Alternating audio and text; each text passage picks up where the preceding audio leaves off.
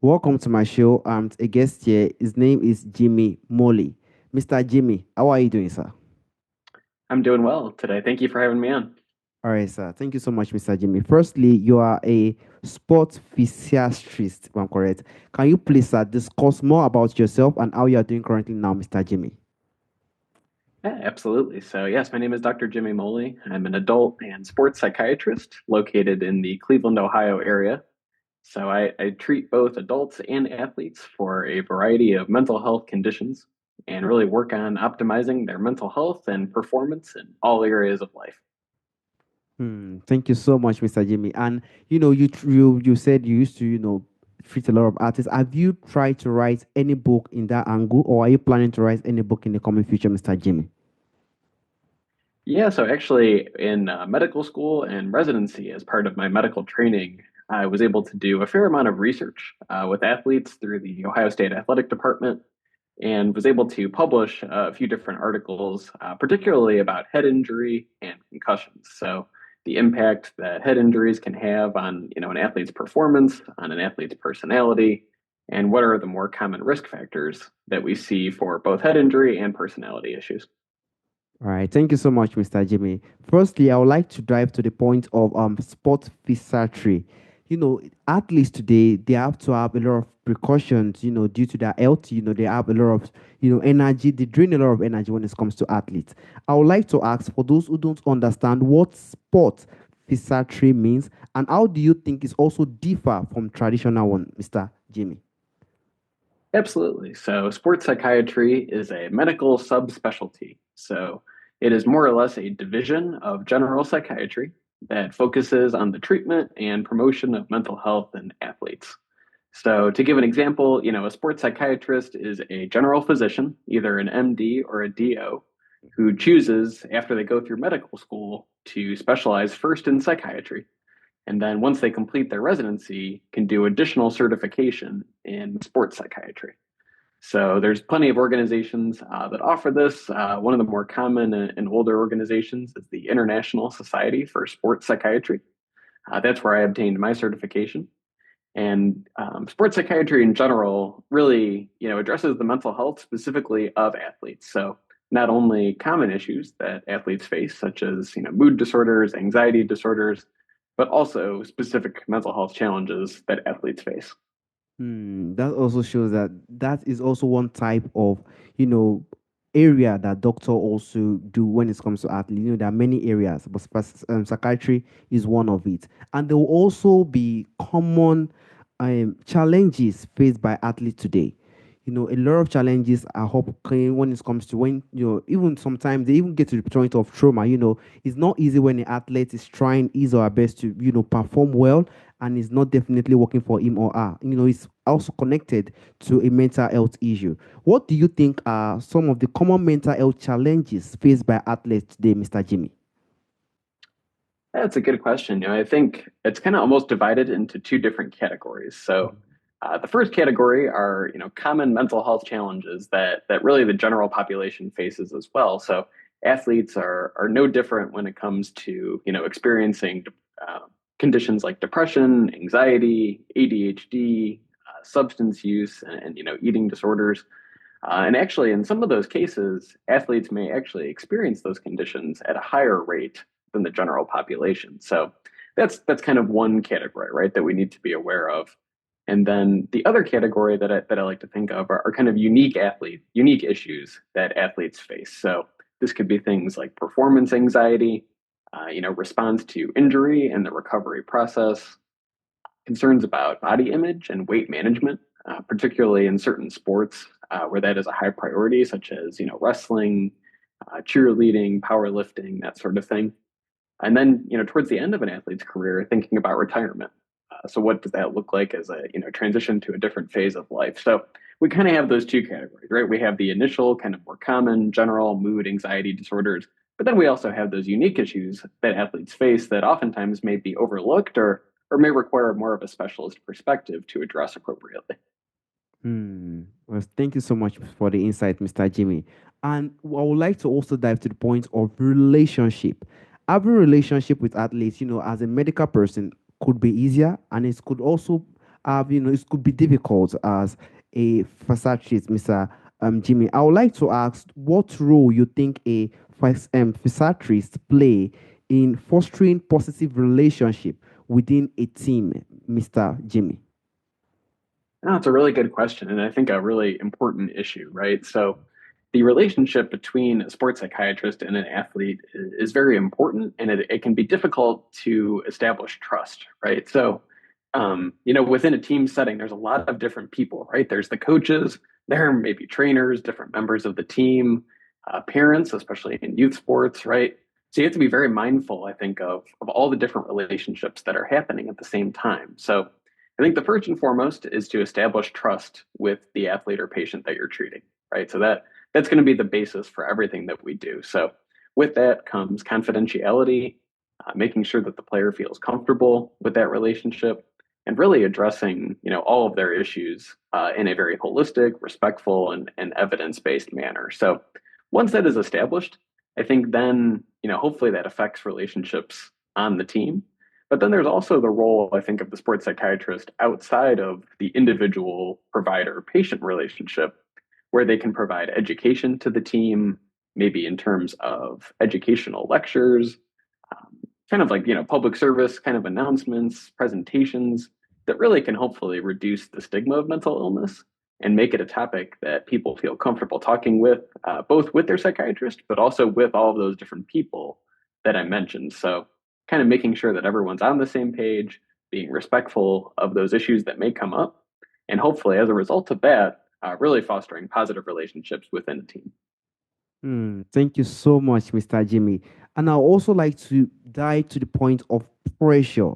As an athlete, they start from somewhere. And the more they start, the more they start to build and continue to grow and continue to get better, the more tougher competition will be, the more harder they are going to achieve the point they have to, because they have to compete with other teams. So I would like to ask, how do you think youth athletes, that's the young ones today, build resilience against the pressure of competitive sport, Mr. Jimmy? Yeah, that's an excellent question. Youth sports are, becoming a gigantic industry. Not even becoming, they already are, right? A big industry in the United States and around the world. And youth athletes face a variety of, I think, different and unique challenges, even from adult athletes, right? So as I mentioned before, there's more players involved, right? There's the parents, there's academic requirements, there's different coaches, club sports, league sports through their school, right?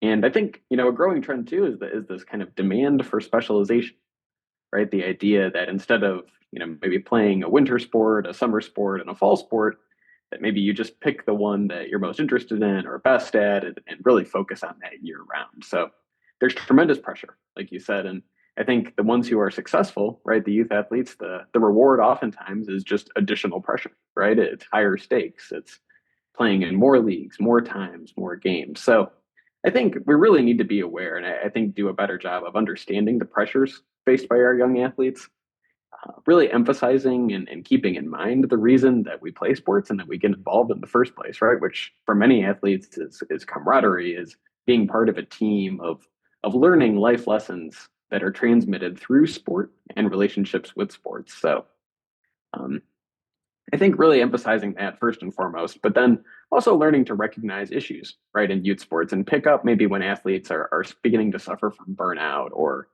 excessive pressure and knowing when and how to intervene, right, in those situations. So, maybe an athlete starts to struggle more in school, especially as they're growing, right? And maybe that's a warning sign, or athletes becoming more isolating themselves from themselves, their teammates, their coaches, right? So those kind of things, knowing when and how to intervene, and then I think also to touch on the specialization piece, understanding that sports in a lot of ways are meant to build well-rounded individuals, right? So that developing a wide range of skill set can be very important and can really help an athlete in all different sports if they get a lot of exposure to different teams, different environments, and that sort of thing. So really, I think learning to recognize the warning signs and keeping in mind that reason why sports are so valuable for young athletes is going to be really important as we go forward. Yeah, it's definitely not easy for young athletes. The more you get better, the more the competition, the more the pressure. It's definitely not easy. And an athlete can get to a point whereby it's not easy when you watch your friend or your colleague having some sort of injury. And even if the athletes even get to the point of having an injury, that fear will be there that injury really really it's really really affects one career. I will put it that way. It's not easy for an athlete to have an injury, and to prevent that re-injury could make him have some fear, doubt, and even make him or her perform less when it comes to competition. I would like to ask Mr. Jimmy, how does the fear of re-injury affect an athlete's mental state and performance, Mr. Jimmy? Absolutely. You're so right that injury is such a key point, right, in an athlete's career and presents really an opportunity to kind of go one of two ways, right? Injury can motivate a player to get back in the field, allow them time to reflect, grow, and heal to get stronger. But injury also has the potential to really derail an athlete's career as well. Um, I think in sports, especially like we talked about youth sports just a minute ago, right? Yeah. That sports become really an athlete's whole identity in a lot of cases, right? That's how they identify, that's how they see themselves, and an injury can threaten to take that away. It's oftentimes very sudden, right? Very unexpected, and that kind of sudden and immediate shift can be very jarring. In a lot of ways, I like to talk to athletes and patients about treating it almost as if it's a grief process, right? As if you're grieving the loss of kind of your former self or your former way of life. And as we know, the five stages of grief and being able to work through that and process that is really a process and one that I think should be respected. So I think, the recovery process can be very long, can be very arduous, and kind of being able to build resilience and work through that, right, is very important. So, I think the fear, the specific question you asked, the fear of re-injury, I think is so significant because an athlete has already seen what that injury did in the first place, right? It took away a lot of aspects of their identity and their Mhm. performance. So, um, yeah, it's a big mental hurdle, absolutely, and I think just really only emphasizes the need for support systems for good, not only um, kind of sports, general care and physical therapy and rehab, but also addressing the mental side and recognizing that this will be a challenge and that it's something that needs to be addressed instead of just kind of swept under the rug, and which oftentimes can make the issue only worse if it were to come back again in the future. Completely agree. It's definitely a tough one. And the confidence and the strength is what the athletes definitely need. And I do not know if there is any misconception when it comes to mental health, when it comes to connection with mental health in sports, in athletes, Mr. Jimmy, you would like to personally correct. If there is any, Mr. Jimmy, what do you think is maybe probably one of the misconception you feel about mental health in sports that you probably like to correct, Mr. Jimmy? Well, there certainly is. And, I think in one respect, we've come a long way in reducing the stigma of mental health in sports. And that's really, and thanks to, high level athletes, Kevin Love comes to mind as certainly one that has helped raise awareness. And there's been plenty of others, right, that have openly spoke about their mental health issues. So I think in a lot of ways that helps reduce the stigma and helps people understand, what's challenges that are uniquely faced by athletes. Now, with that being said, I still think we have a really long way to go, right? I think that many athletes are still very hesitant to speak up about mental health challenges.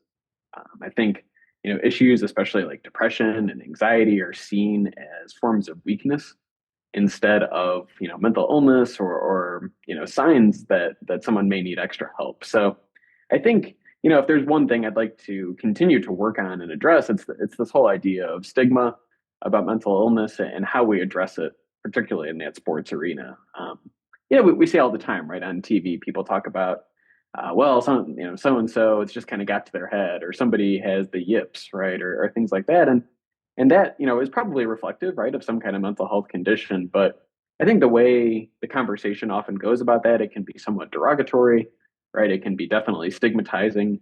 So I think the way we discuss these things, the way we treat mental illness, we've made a lot of strides recently, no doubt, especially I would say in the past 2 to 3 years. But I think it also reflects how far we have to go in our understanding of mental health in sports and how we treat it as a culture in society. Exactly. I completely agree with you, Mr. Jimmy. And lastly, Mr. Jimmy, there are a lot of athletes, even several athletes, that they have these mental health issues. But for them to seek help is something they are really hesitant about. They feel like probably maybe if I want to seek help, probably just for this mental health issue, it could be like a personal weakness. I do not know what to do. What advice do you think you can give to an athlete struggling with mental health issue but hesitant to seek help, Mr. Jimmy? No, you're right. It's very important, and I think the first very clear message is that you are not alone, right? That there are countless athletes and people in general society, right, who struggle with similar issues, and it can be really hard. I think when you're in those moments, it feels like you're the only one, right, going through what you're going through, and you think about we watch athletes on TV and in person all the time, right, who have a big fumble in a big important game, right, or miss an important free throw at the end of a basketball game. Uh, so first and foremost, to know that you're not alone, right? And then I think also know when and where to look for help, right? So more and more, I think teams and leagues are employing sports psychiatrists and involving psychologists and other mental health professionals. So knowing when and where to look for help, understanding that doing so is not an admission of weakness, right? That it actually, on the contrary, can actually be a tool to help you just like rehab or strength training or anything else is a tool, right? Mental performance can actually be an asset to your performance, right? We see athletes all the time talk about gaining that mental edge. So not only is it a way to help yourself when you're feeling down, it's also a way to elevate your game and your performance. So don't always want to make it about the negative, right? It can be very positive as well that it can really elevate your game. And then lastly, just to treat things, very seriously, right? To take this stuff very seriously because there are very serious consequences. Unfortunately, in the past years, we've seen where things can kind of, escalate to the point where athletes consider, suicide and other, very serious negative consequences, right? And it's just, it breaks your heart to kind of see those stories because of the effect it has on not only the individual, but their families, their coaches, their teammates, and that sort of thing. So to understand the warning signs, to understand when and where to seek help, and to kind of gain the understanding that this is not an admission of weakness, it's actually an admission of strength and a way to improve your overall life, I would say, is probably the main message that I would like to communicate to athletes. That's why I'm also definitely glad for this Faxa Streets. If I don't know if I'm correct, but Faxa Streets, this sports Faxa Streets, who are definitely impacting this mental health issue some athletes could be facing, and it has definitely helped a lot of people today. Even you yourself personally, you have helped a lot of people today. It's definitely not easy. It's a tough journey, and we just have to, as athletes, you just have to continue to push on and continue to know you're not alone. Thank you so much, Mr. Jimmy. Mr. Jimmy, there's a question I normally ask, sir. From the ancestors, from the forefathers, there are a lot of things that do exist during our ancestral time that is missing in our time today. If there is anyone or anything you would like to bring back to our time today, what do you think that thing will be, Mr. Jimmy? Oh wow, that's a good question. I think we've grown a lot, right, as society over time, but I do think one thing, especially in modern day, right, is kind of that personal connection. I think that oftentimes can be missing. I think, excuse me, as we go on and have advances in social media and online ways to connect, I think that personal connection can be so important. And having conversations, talking, listening to one another, I think, and probably in the past was more important because it was the only way to communicate, right? But now I think is more and more important to really emphasize personal relationships, personal connections. In the field of psychiatry, that's one of the things that I pretty much do all day, right? Is talk to people and build relationships. And I think the value of that really needs to be remembered and emphasized, especially in modern society. Hmm. Thank you so much, Mr. Jimmy. I completely agree with you. I want to personally, sincerely thank you for the opportunity, for the time on speaking on the topic of sports professionals, the athletes, and every single area that that you could just give enough insight. Thank you so much, Mr. Jimmy, for the time and the opportunity. Thank you so much, sir. No problem. Thank you so much for having me. I appreciate it. All right, so have a wonderful day, Mr. Jimmy. Bye bye. Bye. Thank you. You too.